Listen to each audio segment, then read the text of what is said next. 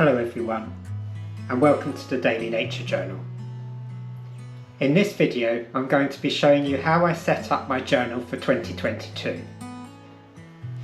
My journal for use in this project is by Lotus Blue Book Art. It is a storyteller journal. It has this wonderful silk wrapping and a printed design on the front cover. The paper inside is cotton rag paper. The edges are beautifully deckled and they've been decorated with gold leaf. This is my first page for 2022, which I did about a month ago. I pre-stained all of the pages with Botanical inks, which were purchased from Bohemian Raspberry Art. You can find in the description below this video. For the white I'm using a Jelly Roll fine liner and I'm using micron pens for all of the rest of the lines. I decided that I'm going to start this year by using symbols for each day. So I put a little key in this front cover of the symbols that I'm going to be using, relating to the weather, the phase of the moon, and my general mood, because it's quite useful for me to track my energy levels over the year, since they tend to rise and fall quite a lot seasonally. So I thought I'd include that in this journal as well. So for this front page I just gathered a few materials from around my local area, some honesty pods, white poplar leaves, alder, spindle and rose hips. So after doing the front page, I decided that I was going to think about how I'm going to go through the rest of the year. First, I went through, counted the number of spreads, so that's not the number of pages but the number of double pages that open up together, and then divided that by the 12 months of the year. It works out in this book to be about 5 or 6 spreads per month. And then I mark right in this top corner what month it is in pencil, and then I could start to sort of work out how I'm going to use the journal and split it up for the rest of the year. I've decided this year that I'm going to split the first page of every other month. So when I was doing this, I folded over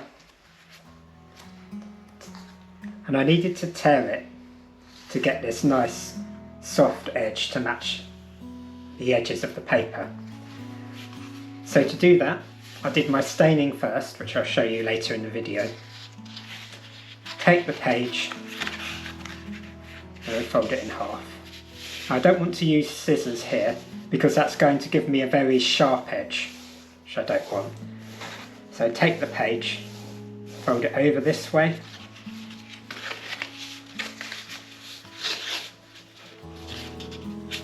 and again the other way.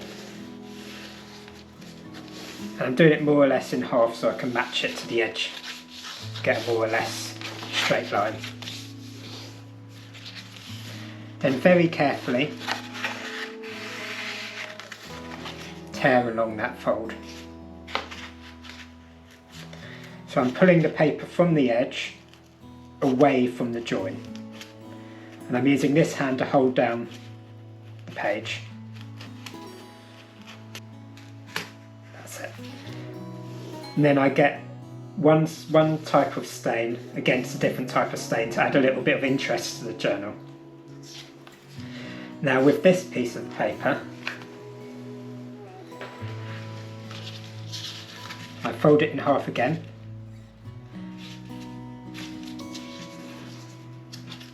and do the exact same process.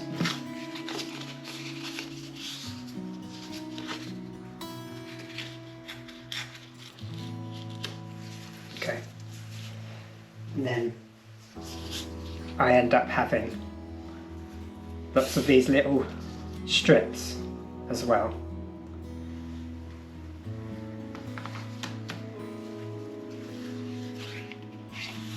So if this is January,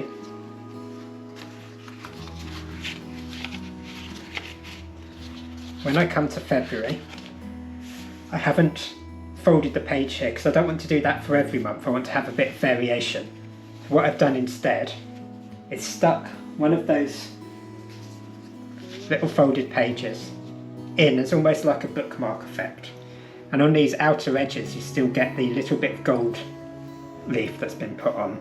And what I may do later on is add gold leaf along these central edges as well. So this is marking out my year. So we have January, February and March here.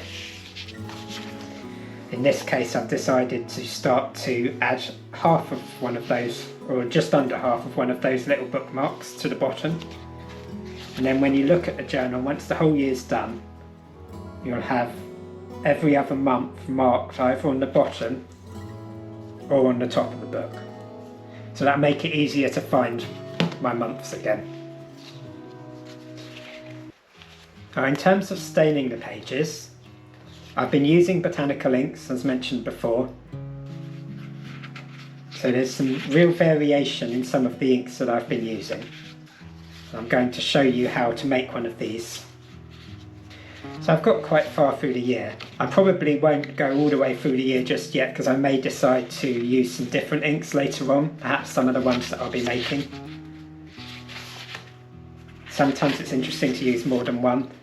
Botanical inks, they behave differently to regular inks. They can be really interesting to work with. They're planet friendly and they smell really wonderful as well because essential oils are added to the inks as part of the preserving process. So I'm going to go ahead and do this now. Let's have a go. First off, this is the little tin of inks that I'm using at the moment.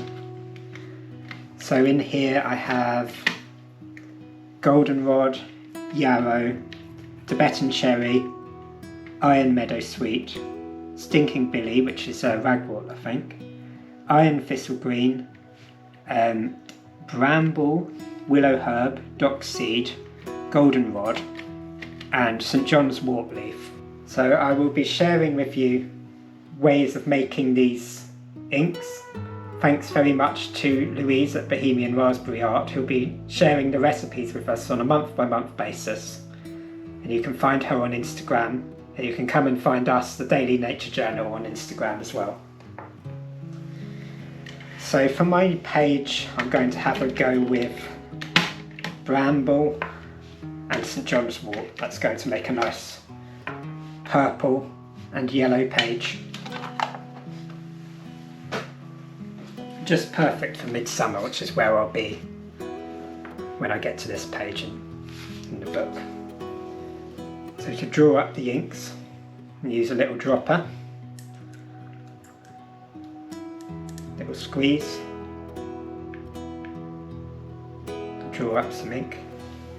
What I tend to do is I've got a little jar of water, clean my pipette, but I don't squeeze the water back into the jar. I squeeze it onto the next little well across on my palette because that slightly tinted water could be useful. And it also avoids colouring my water so I can keep on cleaning my pipette this way.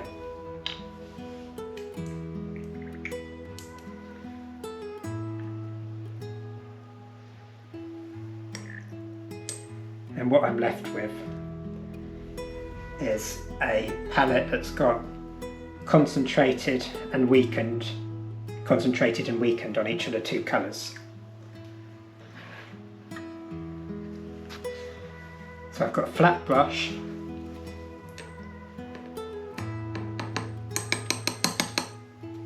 I'm going to start with one colour, just go for it. You can use the water to blur the edges if you want to.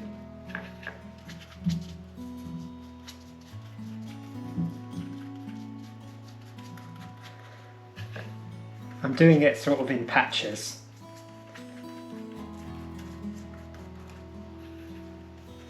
because I'm going to add the other colour and some weakened ink in between. And when I get close to the edges, I'm going to insert a little bit of paper each side to make sure that I don't go onto the page below. Because these are deckled edges, they're quite uneven through the book and it's quite easy to accidentally colour the pages below the ones you want to.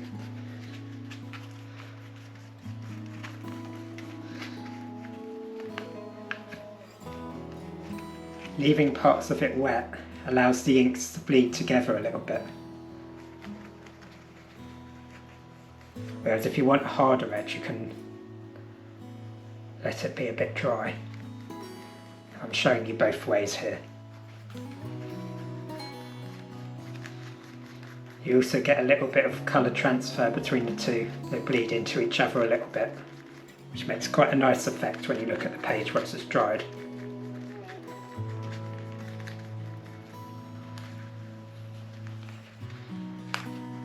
This bramble ink is interesting because it's sensitive to the pH of the paper, so depending on what paper you use, you can get a slightly different colour at the end.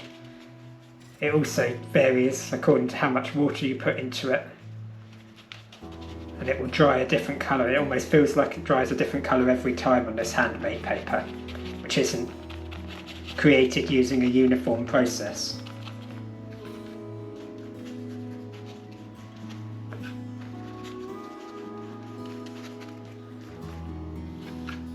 These pages are going to form the backdrop to my nature journaling.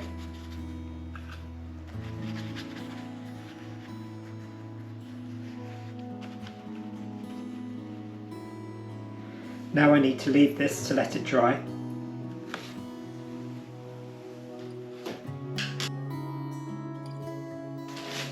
Now it's pretty much dry, I can take those out. Just add this little bottom bookmark here, so you can see how I do that. Just put it underneath.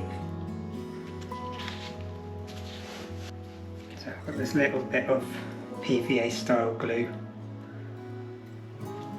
with a brush.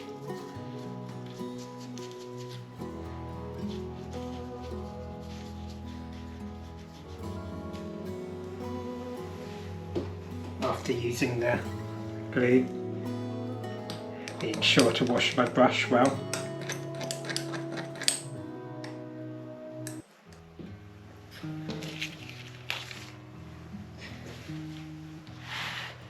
So the intention of all of these little flaps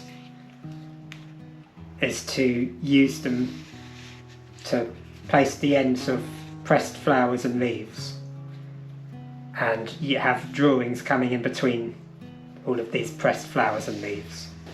I will be using my flower press, which you will see in my videos throughout the year. This is a vintage flower press that I bought from an antique shop. It already has some flowers in, which I'll be starting to use at the appropriate times of year for those flowers, but I'll also be gathering fresh material. Most of the flowers are going to be added to the journal towards the end, so that they can be kept safe and avoid them being bent or broken. So I hope you enjoyed watching this journal setup video. Please do like and subscribe. You can find more of my nature journaling content on Instagram.